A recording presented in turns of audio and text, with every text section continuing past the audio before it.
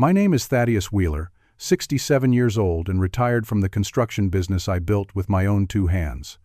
Never thought my Thanksgiving dinner would end with a plate smashing against the wall behind my head, my daughter-in-law Amanda screaming, "You selfish old man," while my only son Michael told me to forget I ever had a child.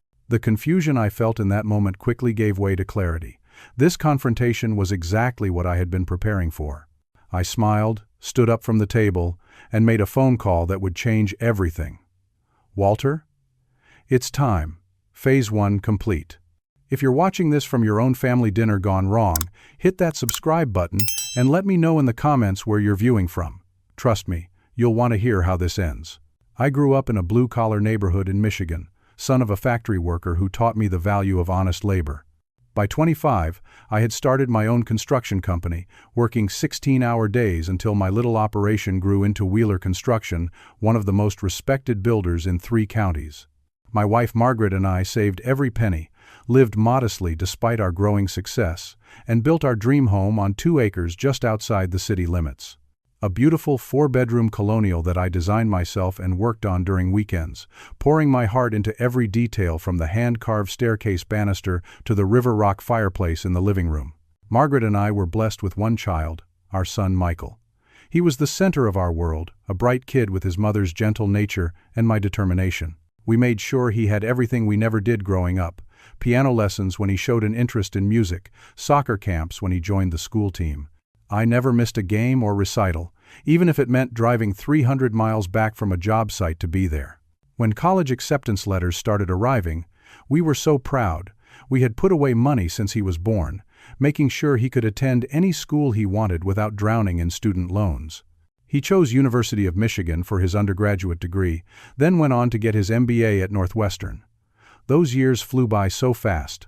Margaret started feeling tired all the time during Michael's final year of graduate school. What we thought was just age catching up with us turned out to be stage 4 pancreatic cancer. She was gone within 6 months. The funeral was on a Tuesday. Michael flew in from Chicago, devastated but stoic, just like his mother would have been. 3 months after we lost Margaret, Michael called with news that should have been happy. He had met someone special. Her name was Amanda Parker, a fellow student in his finance program. They had been dating for only 2 months, but he was already talking about marriage. It seemed rushed to me, especially so soon after losing his mother, but grief makes people do unexpected things. I swallowed my concerns and told him I looked forward to meeting her. When they visited that Christmas, I tried to see Amanda through Michael's eyes. She was attractive, with perfect blonde hair and a smile that never quite reached her eyes. She complimented the house extensively, asking detailed questions about square footage, and when I had last updated the kitchen, I chalked it up to nervous chatter. She brought an expensive bottle of scotch as a gift and called me Mr. Wheeler, despite my insistence that she call me Thaddeus. Her politeness felt rehearsed, but I reminded myself that first meetings are always awkward. They announced their engagement over dinner that night. 4 months of knowing each other, and they were planning a wedding for the following summer. Michael looked happy, if a bit overwhelmed. I gave them my blessing and Margaret's engagement ring, which I had been saving for this moment. The wedding was small but elegant. I paid for everything, of course. Amanda's parents, Harold and Diane Parker, seemed pleasant enough during our brief interactions. They mentioned several times how impressed they were with Michael's career prospects and how lovely it was that he was so close to his father. Something about their interest in our relationship struck me as odd, but I dismissed it as wedding day jitters. 6 months into the marriage, Michael called with news that they were relocating to my area. Amanda had received a job offer at a local investment firm, and they would be looking for a house nearby. I was thrilled to have my son close again, even as a small voice in the back of my mind questioned the timing. They found a place just 20 minutes from me, a starter home in a nice neighborhood. I helped them move in and offered to assist with renovations. Amanda seemed particularly interested in my house during their frequent visits, commenting on the wasted space of my empty bedrooms and how the property would be perfect for a growing family. When I mentioned that I planned to stay there until I couldn't manage the stairs anymore, something flashed across her face before her smile returned. The first real red flag came during a Sunday dinner at my place. I had dozed off in my recliner while Michael watched a football game. Through the fog of half-sleep, I heard Amanda on her phone in the kitchen. "The old man is still pretty attached to this place," she was saying quietly. "But it's way too big for just him. We're working on it. My parents are coming to visit next month, and we'll float the idea then." I kept my eyes closed when she returned to the living room, my mind racing. That night, after they left, I sat in Margaret's garden looking up at the stars, wishing she were here to help me make sense of what I had overheard. Was I being paranoid, or was there something more to Amanda's interest in my home? When Harold and Diane visited a month later, their questions confirmed my growing suspicions. Over dinner, they asked about property taxes, neighborhood associations, and whether I had considered downsizing at my age. Harold mentioned his experience in real estate assessment and offered to give me a professional opinion on my home's value. Their interest seemed less like polite conversation and more like they were appraising an investment opportunity. I began paying closer attention after that. Amanda's calls and visits increased, always accompanied by comments about the house being too much work for me alone or how they could help take things off my hands. Michael began echoing her sentiments, suggesting I consider selling and moving into a retirement community where I wouldn't have to worry about maintenance. I had built this house with my own hands. The thought of leaving it made my chest tight. Still, I tried to give them the benefit of the doubt. This was my son and his wife. Surely they had my best interests at heart. But as winter approached and the invitations for holiday gatherings began, I couldn't ignore the knot forming in my stomach. Something wasn't right, and for the first time since Margaret died, I felt truly alone in my suspicion. As Thanksgiving approached, I noticed a shift in our family dynamic. Michael, once so eager to maintain our family traditions, began deferring to Amanda on everything. The pumpkin pie recipe handed down from his grandmother? Amanda preferred store-bought. The traditional football game in the backyard with my brother Walter and his sons? Michael suddenly had work to catch up on. Small things, perhaps, but they formed a pattern that worried me. When the Thanksgiving invitation came, it was from Amanda rather than Michael, and it came with conditions. "We'd like to host at your place since it's bigger," she said over the phone, her voice honeyed with false sweetness. "And my parents will need to stay overnight. They're between homes right now and staying in a hotel. It would be such a help if they could use your guest rooms for the weekend." Between homes. The phrase stuck with me after we hung up. I called my friend Jack at the local real estate office under the guise of considering a property investment. Casual conversation led to me asking about the Parkers. Jack hesitated before sharing what he knew. Harold and Diane Parker? They lost their house in Cedar Falls about 3 months ago. Foreclosure. Word is they've had financial troubles for years. Keep bouncing between relatives' homes. That evening, I called my brother Walter. 4 years my junior, Walter had retired from 30 years on the police force, most of them as a detective. He had always been the cautious one, the one who saw angles I missed. "Something's not right with Amanda's family," I told him after explaining what I had learned. "And I'm worried they're using Michael to get to my house." Walter was silent for a moment. "You ever run a background check on these people?" I hadn't. It seemed like an invasion of privacy, something you did with suspicious business partners, not family. "Let me make a few calls," Walter said. "I still have contacts who owe me favors." 3 days later, Walter showed up at my door with a thick manila folder. The contents turned my worry to dread. Harold and Diane Parker had a history of financial problems stretching back 15 years. Multiple bankruptcies, foreclosures, even a civil judgment for fraud against an elderly neighbor who had loaned them money for a business venture that never existed. More disturbing were the patterns Walter's contacts uncovered. The Parkers had moved in with Harold's sister after their first bankruptcy, staying for 2 years until a family fight led to their eviction. They had then lived with Diane's elderly parents until their deaths, after which the parents' home was mysteriously remortgaged and eventually lost to foreclosure. 2 more relatives had similar stories of the Parkers moving in temporarily and staying until relationships fractured beyond repair. "What about Amanda?" I asked, dreading the answer. Walter flipped to another section of the file. "Apple doesn't fall far from the tree. She was named in one of the fraud complaints, though charges were dropped. And she's had 3 previous serious relationships, all with men who owned property or had significant assets." I felt sick, thinking of Michael. Had he been targeted? Was he part of their scheme or another victim? "I don't want to believe this," I said, pushing the file away. "Michael is a smart kid. He wouldn't be part of something like this. Walter's expression was gentle but firm. Smart people get conned all the time, Thad, especially when emotions are involved. Question is, what are you going to do about it? That night, I made a difficult decision. I called a security company and had cameras installed in the common areas of my home.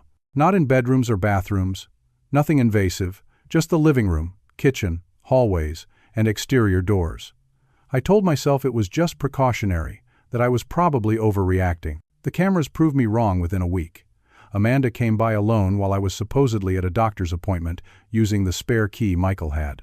The security footage showed her methodically going through my home office, examining documents, taking photos of my financial statements with her phone. She spent particular attention on the deed to my house and my will, which was in the top drawer of my desk. When confronted with the evidence, Walter suggested we go further. If they're planning something, we need to know what it is before we confront them. Otherwise, it's your word against theirs, and Michael might choose his wife. We decided to place recording devices in the common areas as well. Legally questionable, perhaps, but I needed to know if my son was in danger or if he was complicit. The recordings captured multiple phone conversations between Amanda and her parents, discussing their plans for after they moved in. Once we're established, we can work on convincing him to add us to the deed, Harold said during one call. Then it's just a matter of time before we suggest he move to assisted living. The house would be perfect for all of us, and Michael's already on board with the general idea. Michael thinks we're just helping his dad transition, Amanda replied. He doesn't need to know more than that until it's done. Each new piece of evidence felt like a knife in my heart. My daughter-in-law was orchestrating a plan to take my home. Her parents were active participants. And my son? Was he an unwitting pawn or a willing participant? I still couldn't tell. Walter suggested involving the authorities, but I hesitated. This was family, however twisted it had become. And there was still a chance, however small, that I was misinterpreting everything. I needed to be certain before I took action that would forever change my relationship with my son. At least talk to your lawyer, Walter insisted. Make sure your will and property are protected. I made an appointment with Richard Klein, the attorney who had handled my business affairs for 30 years. I brought the evidence Walter and I had gathered and explained my concerns. Richard listened without judgment, reviewed the materials, and nodded gravely. You're right to be concerned. If they're planning what it appears they're planning, this could be considered elder abuse and fraud, but proving it would be difficult without catching them in the act. What do you suggest? I asked. Document everything. Continue gathering evidence. And perhaps most importantly, don't let them know you suspect anything until you're ready to act. If they realize you're onto them, they'll change tactics or cover their tracks. As Thanksgiving approached, I found myself in the surreal position of preparing to host a holiday meal for people who were potentially conspiring against me. Walter and I developed what he jokingly called Operation Turkey, a plan to protect both me and my assets. We scheduled a final planning session for the morning of Thanksgiving, before the family arrived. Remember, Walter said as he prepared to leave, don't confront them until we have everything in place. Let them make the first move. I nodded, though every instinct screamed to call Michael, to warn him, to demand answers. But Walter was right. If we acted too soon, without enough evidence, I could lose my son forever. Better to wait, to be certain, to have a plan. Thanksgiving was coming, and with it, a confrontation I never imagined facing. Thanksgiving morning dawned cold and clear. I was up before sunrise, my mind too restless for sleep. This was the first major holiday I had hosted since Margaret passed. And despite the circumstances, I was determined to honor her memory by doing things right. I followed her recipes to the letter, prepping the turkey with her special herb butter mixture, chopping celery and onions for her cornbread stuffing, and setting out ingredients for her famous cranberry-orange relish. Walter came by early as planned, bringing additional recording equipment disguised as Thanksgiving decorations. A cornucopia centerpiece concealed a high-quality microphone. A festive turkey figure on the sideboard housed a tiny camera.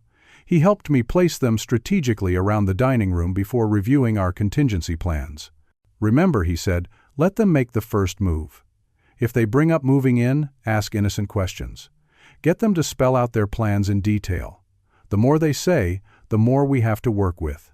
I nodded, though my stomach churned at the thought of the confrontation ahead. Walter clapped me on the shoulder and left, promising to be no more than 15 minutes away if I needed him. At 11:30, 3 hours before the planned dinner time, my doorbell rang. Amanda stood on the porch, designer purse in one hand, a store-bought pie in the other, and a smile that didn't reach her eyes. "I thought I'd come early to help," she announced, brushing past me into the house. "Michael will be along later with my parents. They're checking out of their hotel." I thanked her politely, though I had everything well in hand. For the next hour, I cooked while Amanda wandered through the house, ostensibly looking for serving dishes but lingering in each room, examining everything with calculating eyes. She asked casual questions about my retirement accounts, whether I had considered simplifying my living situation if the property taxes on such a large house were burdensome. I answered vaguely, watching her reactions.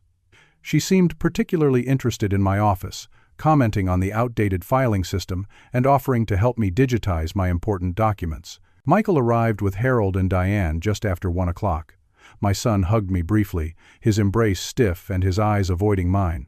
He seemed nervous, fidgeting with his watch and speaking too quickly. Harold and Diane entered with the forced joviality of people with an agenda, carrying not overnight bags but large suitcases, which they left conspicuously in the foyer. "Dad, where should my in-laws put their things?" Michael asked, his voice unnaturally high. "They can leave them there for now," I replied calmly. "We'll sort out sleeping arrangements after dinner." A look passed between Amanda and her parents. Harold cleared his throat. "Actually, if you could just point us to our room, we'd like to freshen up before dinner." "Our room," he had said, "not a room or the guest room." The presumption hung in the air between us. "The bathroom is down the hall to the left," I replied pleasantly. "Dinner will be ready at 3. The meal itself was a masterpiece of tension beneath a veneer of holiday cheer. I carved the turkey, poured the wine, and made small talk about the unseasonably cold weather. Amanda complimented the food with surprised sincerity, as though she had expected less from a bachelor's cooking. Diane examined the dining room with the eye of someone mentally redecorating. Harold dominated the conversation with stories about real estate opportunities he had supposedly just missed, each tale ending with a pointed comment about family supporting family. "You know, Thaddeus," he said as I served pumpkin pie, "family is everything in uncertain times. Diane and I have always believed in keeping family close, supporting each other through thick and thin." "Absolutely," I agreed. "Family should always be there for each other." "Which is why," Amanda interjected, setting down her wine glass with a decisive clink, "we wanted to talk to you about an idea we've been discussing." Michael suddenly became very interested in his dessert, poking at the pie without eating it. I noticed a sheen of sweat on his forehead despite the comfortable temperature in the room. "My parents are in a transitional period right now," Amanda continued. "Their house sale fell through, and the rental market is just impossible these days. We were thinking, since you have all this space going unused." "What Amanda is trying to say," Harold cut in, "is that we'd like to move in with you, just temporarily, of course, until we get back on our feet. 3 months, maximum." Diane nodded eagerly. "We'd contribute to utilities, of course. And I'm an excellent cook. You wouldn't even know we were here." I took a sip of water, buying time to compose my response. "That's quite a request. When would this temporary arrangement begin?" "Well," Harold looked at his wife, then at Amanda, "we've already given notice at our hotel, so, ideally, today." "I see." I kept my voice neutral. "And what's your plan for finding your own place? The rental market, as you said, is challenging." A moment of awkward silence followed. Amanda laughed nervously. "Let's not worry about that right now. It's Thanksgiving. The point is, we're family, and family helps family." "Dad," Michael finally spoke, his voice still strange and tight, "I think it's a good solution for everyone. You've been rattling around this big house alone since Mom died. It would be nice to have people around, and it's the right thing to do." His words sounded rehearsed, as though he had practiced them. I wondered how many times Amanda had coached him, how much pressure she had applied. "It's certainly something to consider," I said carefully, "but I value my privacy, and 3 extra people would be quite a change after living alone for 5 years. Amanda's smile tightened. "It's not like we're strangers, Thaddeus. We're family. Family you've spent very little time getting to know," I pointed out mildly. "And while I appreciate family helping family, I'm curious about the timeline. Harold, you mentioned 3 months maximum. What happens if you haven't found a place by then?" Harold waved dismissively. "Oh, something always turns up. We're quite resourceful." "And if it doesn't?" I pressed. "Would you extend your stay?" "Dad, why are you being difficult about this?" Michael demanded, finally meeting my eyes. "They need help. You have space. It's simple." I turned to my son, searching his face for any sign that he understood what was happening. "Nothing about this is simple, Michael. Your in-laws are essentially asking to move in indefinitely, with no clear plan for moving out. That's a big request from people I barely know." "They're not people you barely know." Amanda's voice rose sharply. "They're your son's family, too. But I guess that doesn't matter to you, does it? You'd rather sit alone in this museum to your dead wife than help actual living people who need you." The room fell silent. Even Amanda seemed shocked by her outburst, her hand flying to her mouth as though to push the words back in. I set down my fork carefully. "I think we should all take a moment to calm down." "No." Amanda's momentary contrition vanished. "I'm tired of tiptoeing around this. You're a selfish old man who can't see that your son is trying to help you as much as you'd be helping us. This arrangement would benefit everyone." "How exactly would it benefit me?" I asked quietly. "You'd have company," Diane offered quickly. "Help around the house, people to cook and clean." "I manage quite well on my own," I replied, "and I enjoy my solitude." "This isn't really about your preferences anymore, Dad," Michael said, his voice hardening. "It's about doing what's right. Mom would have wanted you to help." The mention of Margaret was a step too far. "Don't presume to tell me what your mother would have wanted," I said, my own anger finally showing. "She would have wanted me to be careful about who I allowed into our home. She would have wanted me to protect what we built together." "So that's a no?" Amanda's face flushed with anger. "You're refusing to help family in need?" I looked at each of them in turn. Harold's poorly disguised calculation, Diane's desperate hopefulness, Amanda's bubbling rage, and Michael's conflicted discomfort. "Yes," I said simply. "I'm refusing.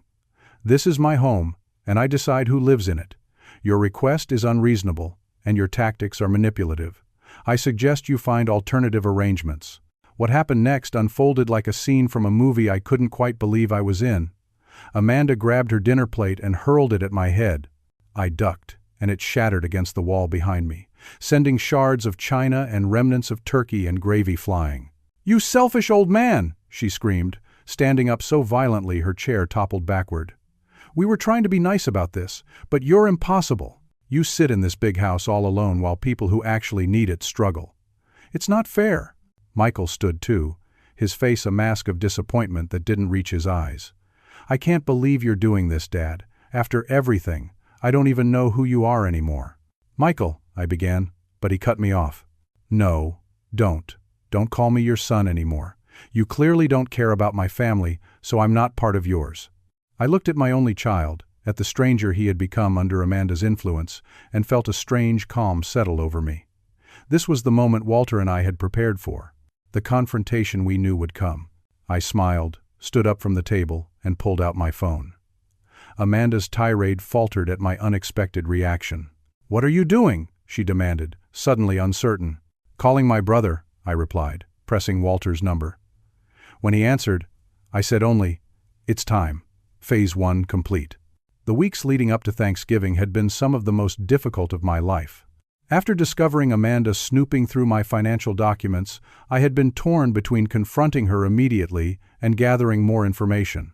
Walter convinced me that hasty action would only drive Michael further away.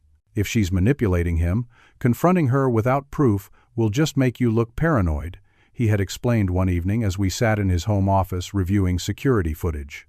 "Michael will believe whatever she tells him. We need irrefutable evidence." Walter had retired from the police force 5 years earlier, after 3 decades of distinguished service. His investigative instincts hadn't dulled with retirement. If anything, they had sharpened. He approached my problem with the methodical precision that had made him legendary in the department. "First step is background," he said, pulling out a legal pad. "We need to know exactly who we're dealing with." Through his contacts in law enforcement and private investigation, Walter began assembling a comprehensive picture of the Parker family. What emerged was disturbing. Harold and Diane Parker had a 15-year history of financial mismanagement and increasingly manipulative behavior. "They started with legitimate financial troubles," Walter explained, showing me credit reports and court documents. "Lost their first house in 2008 during the recession. But instead of rebuilding like most people, they developed a pattern. That pattern was what chilled me to the bone. The Parkers would identify a family member or close friend with substantial assets, particularly property. They would manufacture a crisis, appeal for temporary help, move in, and then systematically work to gain control of the assets through emotional manipulation, legal maneuvering, or both. They stayed with Harold's sister Judith for 2 years, Walter said, pointing to a statement from the woman, eventually added their names to her checking account to help with bills and drained it. When she confronted them, they claimed it was a misunderstanding and that they'd pay her back once they got on their feet. They never did. Next came Diane's parents, elderly and eager to help their daughter. The Parkers moved in temporarily after another financial setback. 3 years later, Harold had convinced the old couple to refinance their paid-off home to invest in a business opportunity. The money disappeared, the business never materialized, and the house was foreclosed upon 6 months after Diane's father died. Her mother ended up in a state-funded nursing home. "What about Amanda?" I had asked. "Is she part of this?" Walter flipped to another section of his notes. "That's where it gets interesting. Amanda has a pattern too, just more sophisticated. 3 serious relationships before Michael, all with wealthy men. The first was a tech executive 15 years her senior. She was named in a fraud complaint he filed, claiming she had convinced him to invest in a non-existent startup.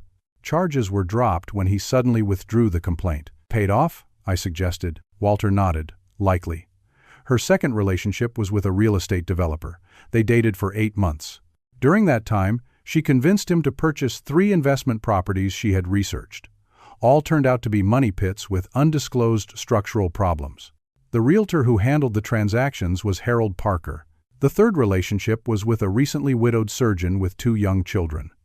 Amanda had ingratiated herself with the family, quickly moving in and positioning herself as the new mother figure. Within months, she was added to bank accounts and given power of attorney in case anything happened.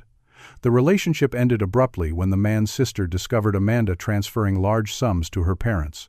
"And now, Michael," I had said, the weight of it all settling on me. "And now, Michael," Walter agreed grimly. "Who has a trust fund from your business sale and a mother's inheritance coming someday? Plus, of course, access to you." We hired a private investigator to document the Parkers' current activities. He discovered they had been evicted from their last residence for non-payment of rent despite receiving loans from various family members that should have covered housing costs. They had been staying in hotels, moving every few weeks, while apparently searching for their next target. Most devastating was the PI's report on conversations overheard between Amanda and her parents. Meeting at a coffee shop 3 weeks before Thanksgiving, they had openly discussed their plan. "The old man won't last forever," Amanda had been recorded saying. "Once we're in the house, we can work on Michael to convince him his dad needs more care than we can provide. There are plenty of nice assisted living places. And the house is way too big for one person anyway." Harold had laughed. "And once we're established as the helpful in-laws who sacrifice to care for poor Thaddeus, who's going to question us staying on after he's gone? Michael certainly won't." Diane had expressed concern about my brother. "Walter's a problem. He's suspicious of us already." "We'll deal with him if necessary," Amanda had replied dismissively. "But I doubt he'll interfere. These old guys always talk about family loyalty." Reading the transcripts had made me physically ill.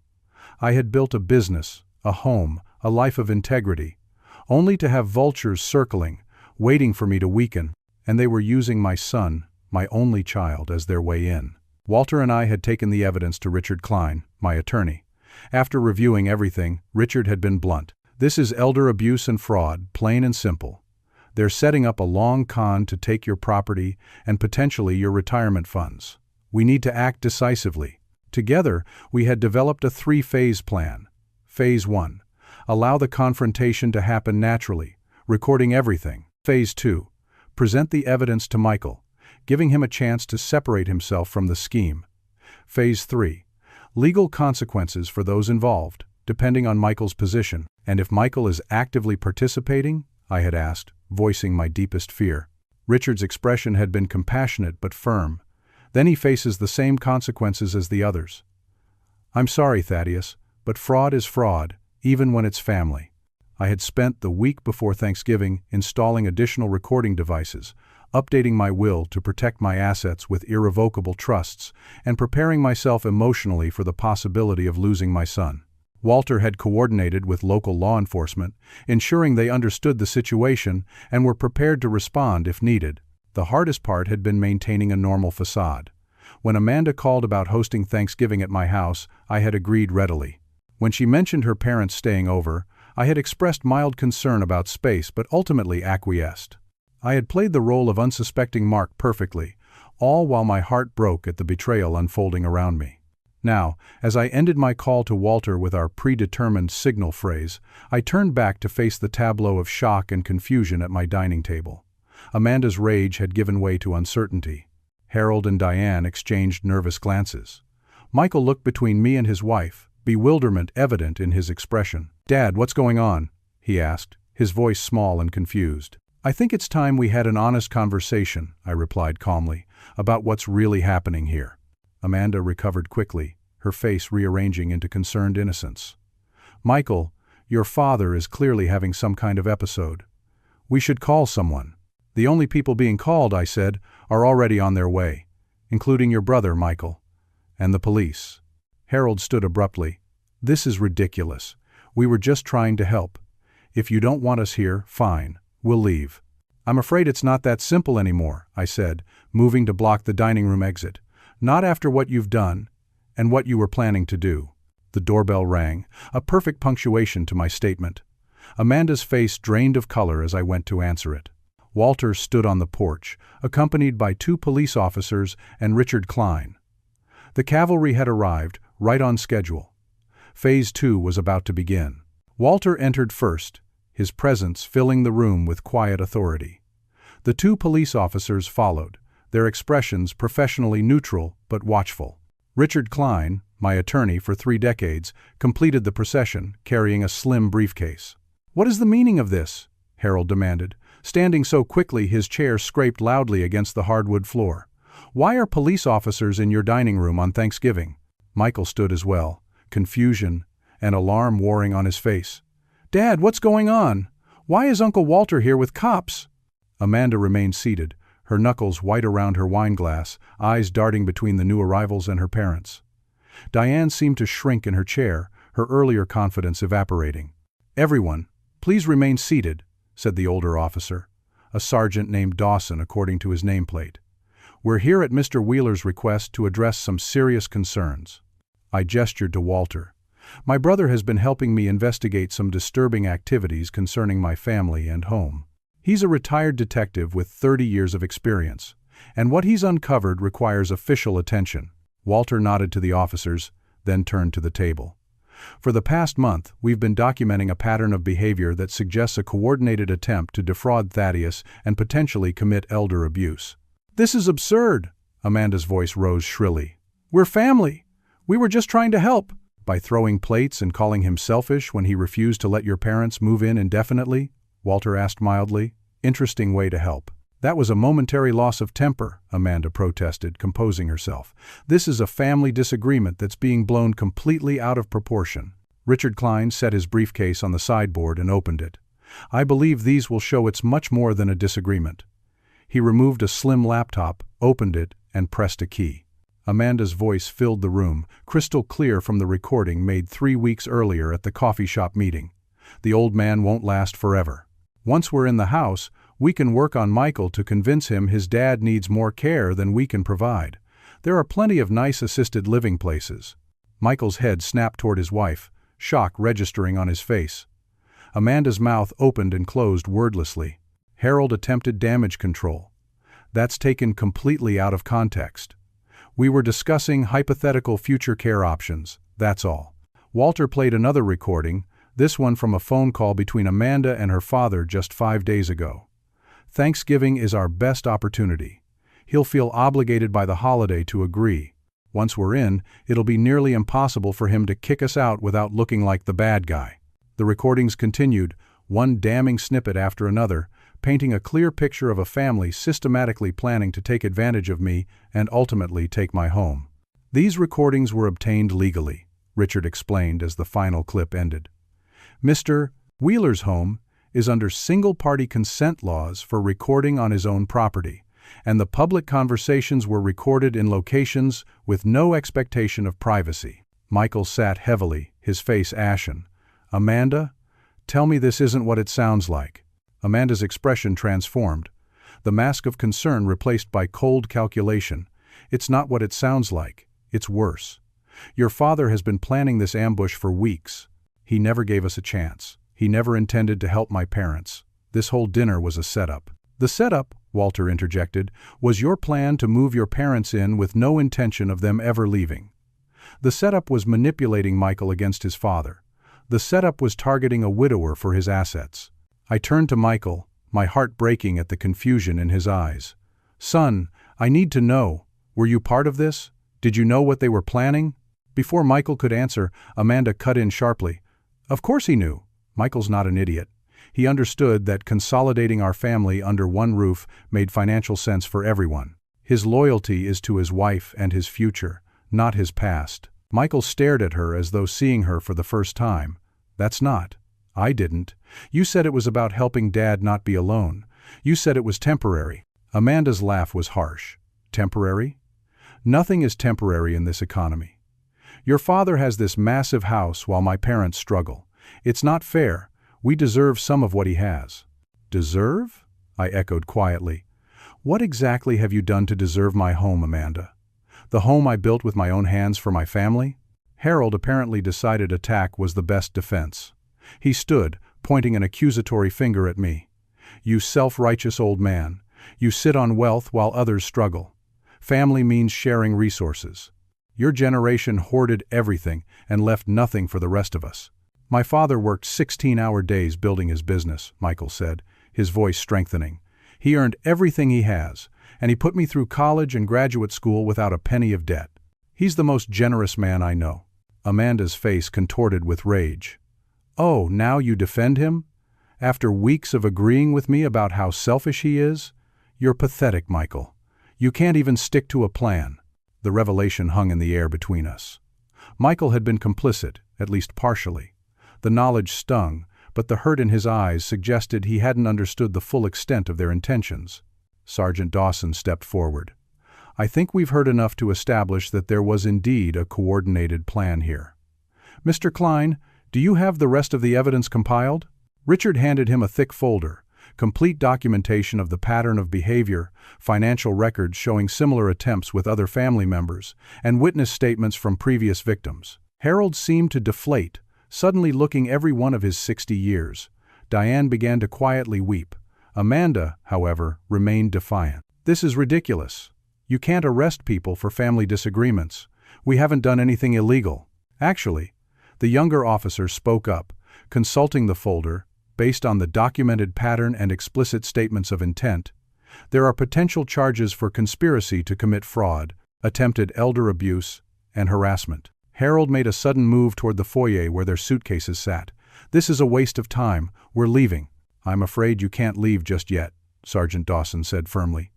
"We need statements from everyone involved, and those suitcases may be considered evidence." As if on cue, Diane broke down completely. "It wasn't supposed to be like this," she sobbed. "We just needed a place to stay. Things got out of hand." "Out of hand?" Walter raised an eyebrow. "You've done this to at least 3 other families according to our investigation. This isn't a one-time mistake. It's a pattern of predatory behavior." Amanda turned on her mother. "Shut up, Mom. Don't say anything else." She whirled toward Michael. "Are you just going to sit there while they treat your family like criminals? Do something!" Michael stood slowly, his movements deliberate. He looked at Amanda, then at her parents, then finally at me. "These people aren't my family," he said quietly. "Not anymore." The words seemed to hit Amanda like a physical blow. Her face flushed dark red, then went pale. "You'll regret this," she hissed. "I'll take you for everything in the divorce." "I doubt that," Richard interjected smoothly. "Given the circumstances and evidence, I think you'll find the courts unsympathetic to your position." Harold made one last desperate attempt. "This is all a misunderstanding. We were just discussing possibilities. Nothing was decided. You can't prove intent." "Your recorded statements prove intent quite clearly," Sergeant Dawson replied. "Now, we're going to need to take you all down to the station for formal statements." As the officers began reading Miranda rights to Amanda and her parents, I caught Michael's eye across the chaos of the dining room. His expression was a complex mixture of shame, relief, and grief. I nodded slightly, offering what forgiveness I could in that moment. He nodded back. A tiny gesture of acknowledgement, the first step on what would be a long road to rebuilding trust. As Amanda was led past me in handcuffs, she leaned in close. "This isn't over, old man. Not by a long shot."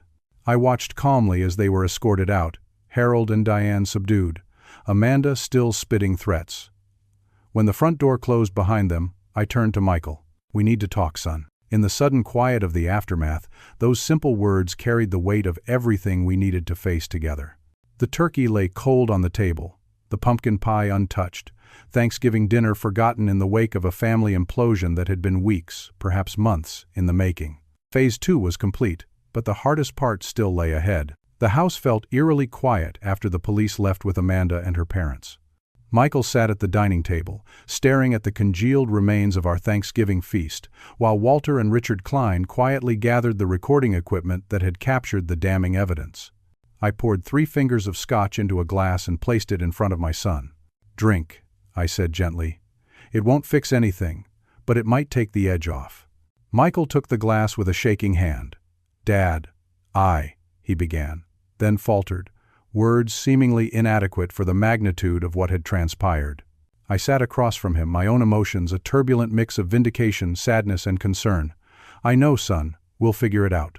Walter and Richard joined us, each declining offers of alcohol. "The officers will need your formal statement tomorrow," Richard explained to Michael. "Given the holiday, they're processing the initial reports tonight, but the detailed statements can wait until morning." "What happens now?" Michael asked, his voice hollow. "To them? To me?" Richard's expression was professionally sympathetic. "Amanda and her parents will likely be charged with conspiracy to commit fraud at minimum. There may be additional charges depending on what else the investigation uncovers. As for you," he glanced at me questioningly. "Michael wasn't part of their scheme," I said firmly. "He was another victim." Michael shook his head, guilt etched into every line of his face. "That's not entirely true. I knew they wanted to move in. I knew Amanda was pushing for it. I just didn't understand the full extent of their plans." "Did you know they intended to take my house?" I asked directly. "No." The denial was immediate and vehement. "Amanda told me they just needed temporary help, that having them here would be good for you, keep you from being lonely. She said it would only be for a few months until they got back on their feet." Walter leaned forward. "But you repeated things Amanda told you about your father being selfish, about him not needing such a big house." Michael's shoulders slumped. "I was stupid. Amanda would get upset about how unfair it was that her parents were struggling while Dad had this big empty house. She'd cry about it, say how worried she was about them. After a while, I started seeing things her way. It was easier than fighting. The admission hurt, but I recognized the tactics. Amanda had systematically isolated and manipulated my son, using his emotions against him just as she had with previous targets." "Emotional manipulation is a powerful tool," Richard commented, as though reading my thoughts. "And when it comes from someone you love and trust, it's particularly effective." After Walter and Richard left, Michael and I sat in the living room, the silence between us heavy with unspoken words. Outside, twilight deepened into night. Holiday lights from neighboring homes casting colorful reflections through the windows. "I should go," Michael finally said. "Get a hotel room or something." "You can stay here," I offered. "Your old room is still your room." He shook his head. "I can't. Not tonight. I need space. Time to think." I didn't argue. "Call me tomorrow after you give your statement. We can talk more then." At the door, Michael turned to me, his eyes red-rimmed and haunted. "I'm sorry, Dad. I should have seen what was happening. I should have trusted you more than her." "She was your wife," I said simply. "You were supposed to trust her." After he left, I wandered through the quiet house, straightening chairs and clearing dishes on autopilot. In the dining room, I picked up shards of the plate Amanda had thrown, carefully wrapping them in newspaper before discarding them. The symbolism wasn't lost on me. Broken china, broken marriage, broken trust. The next morning I called my longtime friend and neighbor Sarah, filling her in on the dramatic events of Thanksgiving. Sarah had known Margaret and me for 30 years, had watched Michael grow up, and had expressed reservations about Amanda from their first meeting. "I knew that girl was trouble," she declared. "Too perfect, too polished, like she was playing a role." "She was," I confirmed. And she almost succeeded. Word spread quickly through our close-knit community. By Saturday, I had received dozens of calls and visits from concerned friends and neighbors, all expressing shock and offering support. The local newspaper ran a small article about holiday family dispute results in arrests, tactfully omitting names but providing enough details that anyone who knew us could fill in the blanks. Michael called after giving his statement to the police. He was staying at the Holiday Inn downtown, trying to process everything that had happened. "Amanda called from jail," he said, his voice tight. "She wants me to bail her out." "Are you going to?" I asked, careful to keep judgment from my tone. "No." The word was firm despite the pain behind it. "I'm filing for divorce on Monday. Richard recommended a good attorney." I felt a rush of relief but tempered my reaction. "That's your decision to make. I'll support whatever you choose." "I know what she is now," Michael said quietly. "What she tried to do to you, to us. I can't forgive that." The following week brought a flurry of legal activity. Amanda and her parents were formally charged with conspiracy to commit fraud, attempted elder abuse, and harassment. Released on bail, Amanda immediately violated the temporary restraining order Richard had secured, showing up at my house late one night, alternating between tearful pleas and venomous threats, until a neighbor called the police. Michael moved from the hotel to a small apartment across town, throwing himself into work and divorce proceedings. He called daily but avoided visiting, shame still coloring our interactions despite my assurances that I placed the blame squarely on Amanda and her parents. I found myself struggling with unexpected guilt. While I had protected myself and exposed the Parkers' scheme, I had also upended my son's life and destroyed his marriage. Even knowing Amanda's true nature, I questioned whether I could have handled things differently, protected Michael better from the fallout. Walter noticed my melancholy during our weekly lunch. "You're not responsible for their actions, Thad," he said bluntly. "Amanda made her choices. So did her parents. And yes, Michael is hurting now, but better short-term pain than a lifetime of being used and manipulated." I knew he was right, but watching my son withdraw into himself, losing weight, and sleeping poorly according to his own admission, tested my conviction. The holiday season, normally a time of joy and family gathering, amplified the sense of loss. I put up Margaret's Christmas decorations as always, but found little pleasure in the familiar rituals. By New Year's, Michael had lost 15 pounds. When he finally visited for dinner, I barely recognized the gaunt, haunted man who stood on my doorstep. We ate in near silence, the gulf between us seemingly wider than ever. "I keep thinking about what I missed," he confessed over dessert, "all the signs that were right in front of me. How could I have been so blind?" "Love makes us blind," I said. "And Amanda was very good at what she did. She'd had practice." Michael nodded wearily. "The divorce attorney found 2 previous marriages I didn't know about. Short ones, both to wealthy men. She hid them well. The revelation didn't surprise me, but it strengthened my resolve to help Michael heal, to rebuild our relationship stronger than before." As he prepared to leave that night, I broached the subject that had been weighing on me. "I found a support group," I said, "for family members affected by fraud and elder abuse. There's also one for people who've been in manipulative relationships. I thought maybe we could go. Together or separately, whatever you're comfortable with." Michael stared at me for a long moment, then nodded slowly. "Maybe. Let me think about it." It was a small opening, but I took it gladly. As winter settled in around us, bringing snow and bitter cold, I focused on patience and persistence. Michael was hurt, but not lost to me.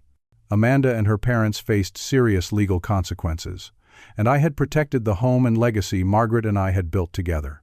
The road ahead would be difficult, full of legal proceedings, emotional recovery, and rebuilding trust.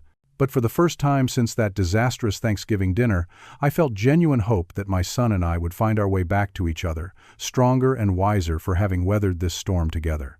6 months after the Thanksgiving confrontation, spring had fully arrived in Michigan. The flowering crabapple trees Margaret had planted along our driveway burst into pink blossoms, and the garden she had lovingly tended for decades showed the first promising shoots of perennials returning from their winter sleep.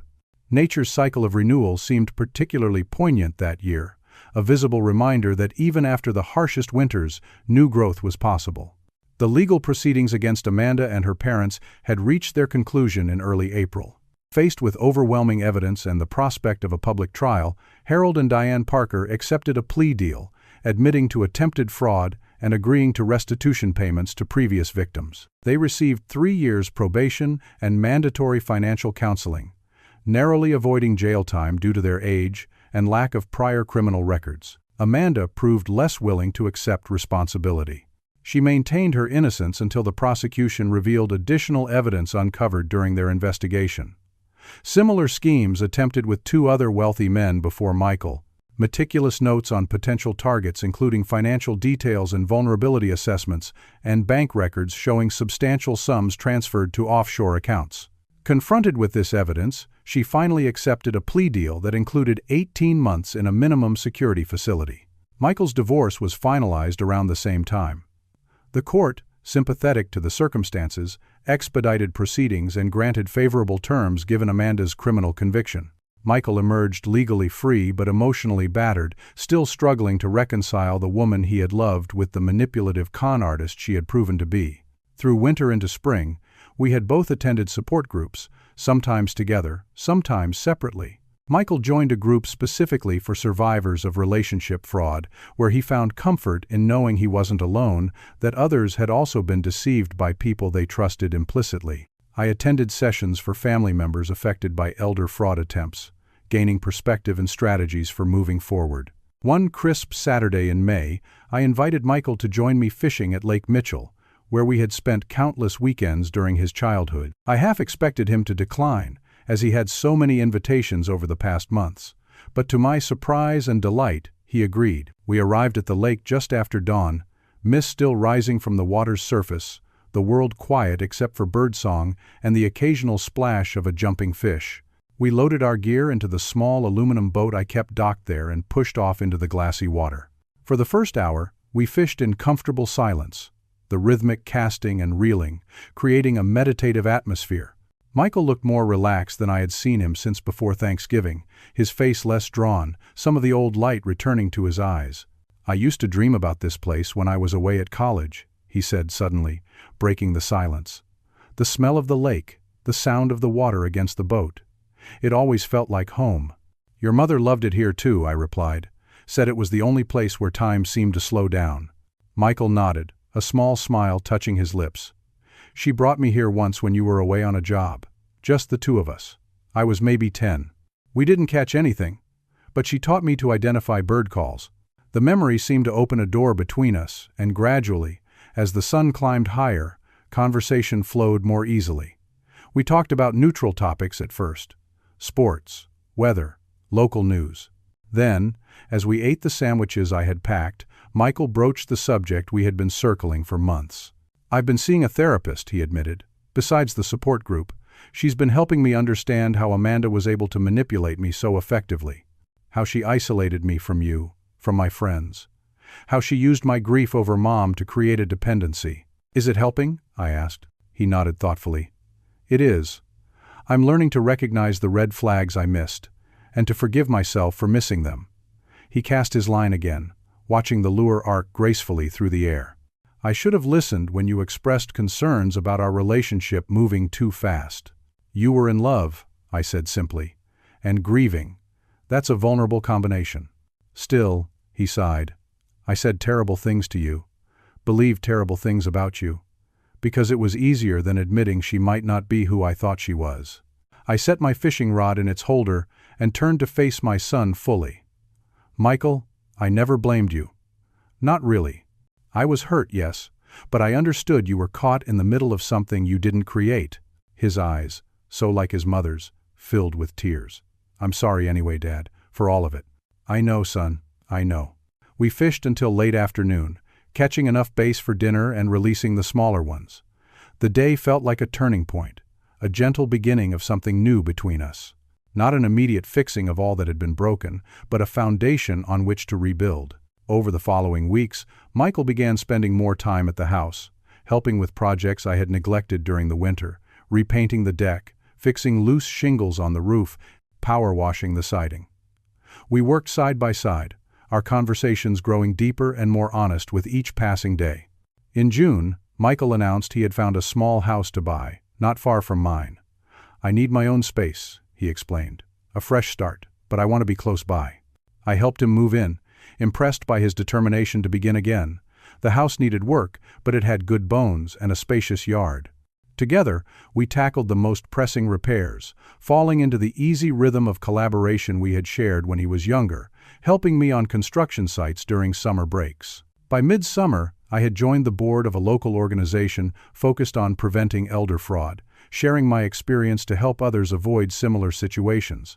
Walter occasionally joined me at events, his expertise as a former detective adding weight to our presentations. The work became unexpectedly fulfilling, turning a painful chapter in my life into something that could benefit others. Michael, too, found purpose in helping others, volunteering as a peer counselor for the support group he had joined. "If I can keep one person from going through what I experienced," he told me, "then something good will have come from all this." As Thanksgiving approached again, I found myself reflecting on the year that had passed, the losses and gains, the painful lessons and unexpected growth. I invited Michael for dinner, a small, quiet celebration to reclaim the holiday from the shadow of the previous year's disaster. The night before Thanksgiving, sitting in Margaret's garden under a sky full of stars, I felt her presence more strongly than I had in years. Not in any supernatural way, but in the certainty that she would be proud of how we had weathered this storm, how we had refused to be defined by betrayal. Michael arrived early on Thanksgiving Day, bringing a pumpkin pie he had baked himself using his mother's recipe. We worked together in the kitchen, preparing a modest feast for just the two of us, the atmosphere worlds away from the tension-filled meal of the previous year. As we sat down to eat, Michael raised his glass in a toast. "To new beginnings," he said, "and to family, real family." "To family," I echoed, clinking my glass against his. Later, as we enjoyed our pie, Michael asked a question that caught me off guard. "Looking back now, Dad, what would you say is the most important thing you've learned from all this?" I considered carefully before answering. "I think it's that boundaries aren't selfish. They're necessary. For years after your mother died, I felt guilty about protecting what we had built together, as if sharing it freely, even with people who hadn't earned that trust, was the only way to honor her memory." I paused, gathering my thoughts. "But what I've come to understand is that true generosity comes from choice, not obligation or manipulation. Setting boundaries isn't about keeping people out. It's about ensuring that those you let in respect the space they're entering." Michael nodded slowly. "My therapist talks about that. How healthy relationships require both connection and separation. How without boundaries there can't be real intimacy." "Your mother understood that instinctively," I said. "She was the most generous person I've ever known, but she never let anyone take advantage of her kindness. That's a wisdom I had to learn the hard way." We fell silent for a moment, each lost in our own thoughts. Outside, snow had begun to fall, the first of the season, transforming the world into something clean and new. "We're going to be okay, aren't we, Dad?" Michael asked finally, his voice holding both question and affirmation. I looked at my son, seeing in him echoes of the boy he had been and glimpses of the man he was becoming. Stronger now, wiser, as was I. "Yes, son," I said with certainty, "we already are." Life rarely gives us neat endings or perfect resolutions. The aftermath of betrayal leaves scars that never completely fade. But in choosing how we respond to those who would harm us, in refusing to let their actions define our lives, we reclaim our power and our peace.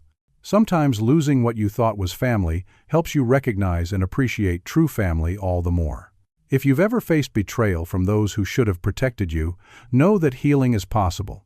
It doesn't happen overnight, and the path isn't straight or easy.